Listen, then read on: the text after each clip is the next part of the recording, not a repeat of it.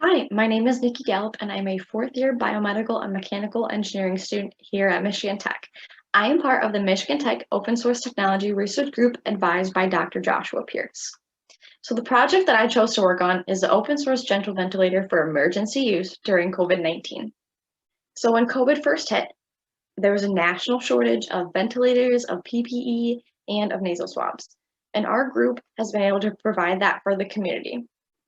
The goal of the gentle ventilator was to make something that can be used from household items for low-income communities. The main components for this device include PLA filament, which is used to 3D print, a tube, an Arduino Nano, a momentary switch, perf board, and a 12-volt DC motor supply. We used an artificial lung to act as a live patient for the data analysis.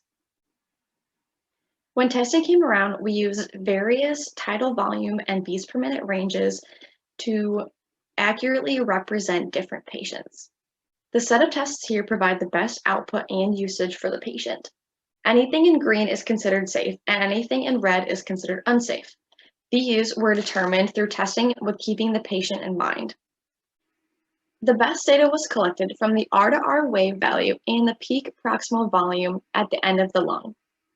The most issues came with the tidal volume from beginning to end of the lung. Some factors that may influence these unsafe levels include pores from the PLA filament when it is printed and any leakage points from connections of the materials. These factors can be updated by using a less porous material for printing, covering the PLA with a biocompatible and safe resin to reduce the pores, or by covering up the leakage points. Another item that we can improve upon in the system is the motor power.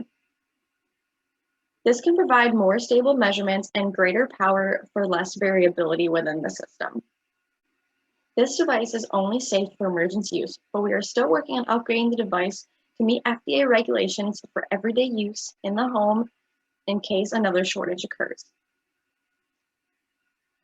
In the future, I would love to continue the work on the mechanical and electrical modifications of the system to increase performance and usability.